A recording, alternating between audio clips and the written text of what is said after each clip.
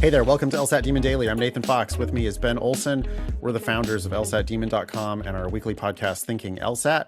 We have an email here from Renato, who is asking about yellow ribbon considerations. Good afternoon. I've been studying for a month using LSAT Demon, and I've gone from a 151 to a 160. Wow, that's impressive. Nice. In just a month. I left the Marine Corps 2 months ago and wanted to move somewhere safe and affordable for my family, so I moved to Boise, Idaho, and bought a house. Okay. The law school in Boise is ranked really low, 141, and I'm not sure I want to live here forever. Can you guys talk about the benefits of yellow ribbon and how you think it would impact the decision of choosing a law school?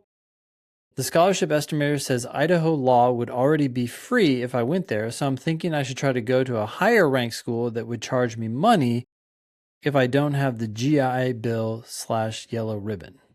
Okay. And then we have a bunch of producer notes here. The post 9/11 GI Bill covers the full cost of public, in-state tuition and fees, plus more benefits like a housing allowance, books, etc.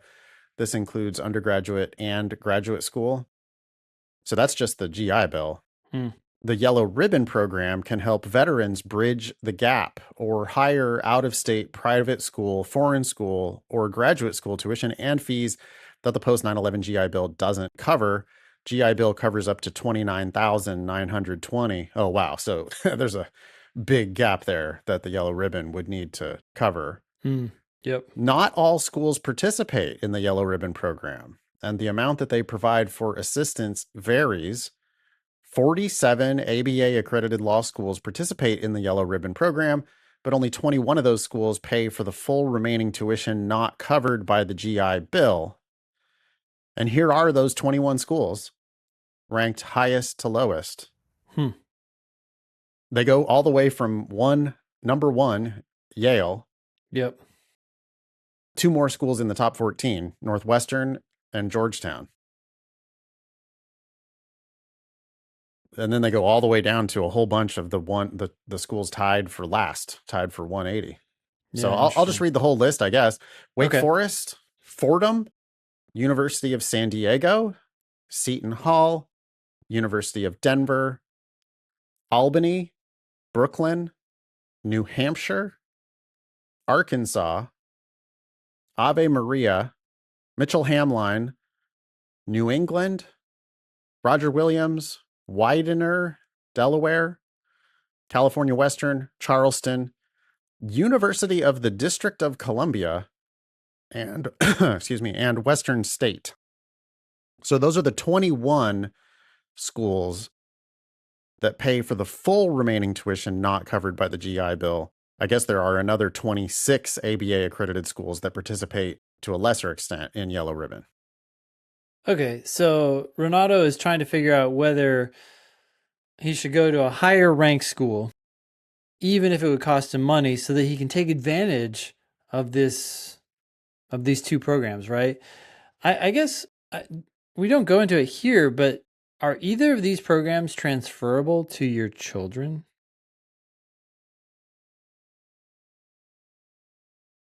I have heard of that in the past, yes. I have too.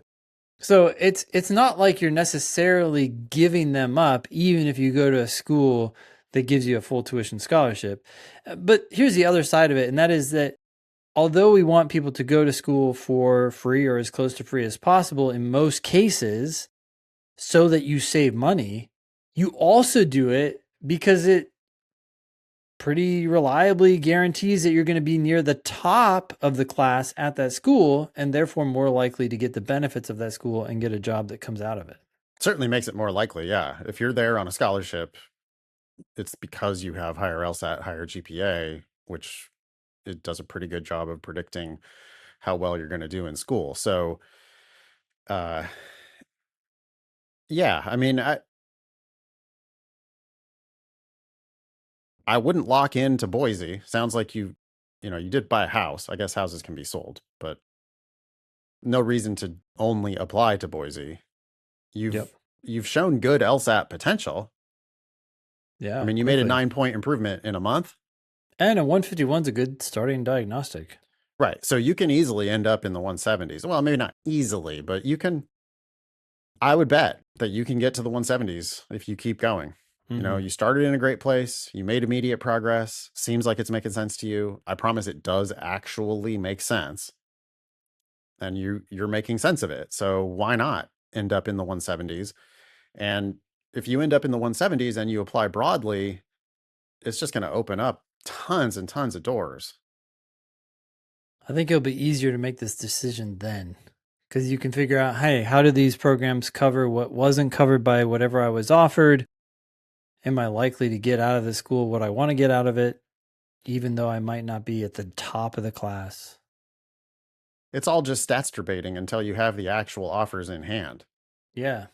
Right. But you won't get till you get your official score on record. So you got to get your test up, and then, yeah. That's just the wildly unfair aspect of law school admissions, is that it's a product that you have to like offer to buy before you even know the price. And there's a lot that has to go into that offer. You have to spend time Yeah. and money just to get an LSAT score. Yeah. But definitely look into whether GI Bill / Yellow Ribbon can be transferred to family members. Look into that. Be sure that you want to burn that funding on a JD before you burn it on a JD. Yep.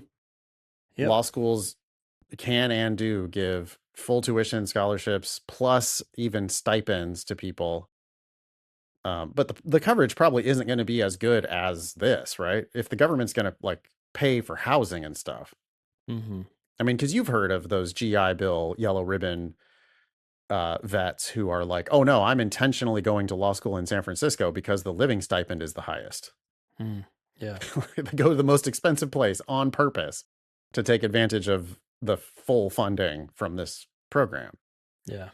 I mean, if that's the case, then that's probably better than whatever stipend you were going to get.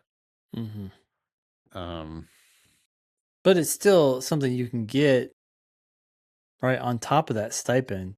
So a lot of people combine these things together. We have heard of people getting like cash out type of deals where it's like, oh, your GI Bill? Oh, okay. Well, then we won't give you the tuition scholarship we were going to give you, but instead we'll fund you some other way. I don't know. As I say that, it does sound illegal, but I'm just reporting what I've heard people tell me they've done. So I mean, they might just separate it. Yeah. Not endorsing that plan. Anything more? Nope.